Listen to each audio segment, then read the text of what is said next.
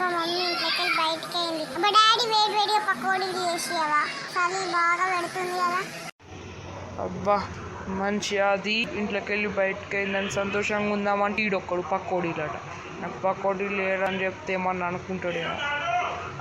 పకోడీలు లేవు బికోడీలు లేవు నాడు. అగో గట్లా అంటావేంది డాడీ? నీకు కూడా ఇష్టమే కదా వేడి వేడిగా మంచిగా మసాలా వేసి ఉల్లిగడ్డలు వేసి తింటుంటే ఎంత బాగుంటుంది. అబ్బబ్బా నోట్లో ఇల్లు ఊడుతున్నాయి. పకోడీలు వేయి డాడీ. నాకు తినాలని ఉంటుంది కదరా. పకోడీల పిండి అయిపోయింది. అబద్ధాలు చెప్తుంది. ఉంది కదా ఇప్పుడే మమ్మీ గడ పెట్టి వేయింది. డాడీకి ఇక్కడ ఉంది కదా. ఇక్కడ లేదు, అంత పురుగులు పట్టింది, కబైంది. సరే ఫ్రెండ్ వచ్చిందిరా. హాయ్ సునీత. ఏమైంది? ఏమో మాట్లాడుకుంటారు. బాగా ఇంట్లో బాగా చదువుతుంది. పోదాం కానీ మా డాడీ పకోడీలు చేసిమంటే ఇష్టలేడు సునీత. బో ఇగో ముందటి గుర్తు చెప్తాగా నువ్వు వానికి చెప్పకు.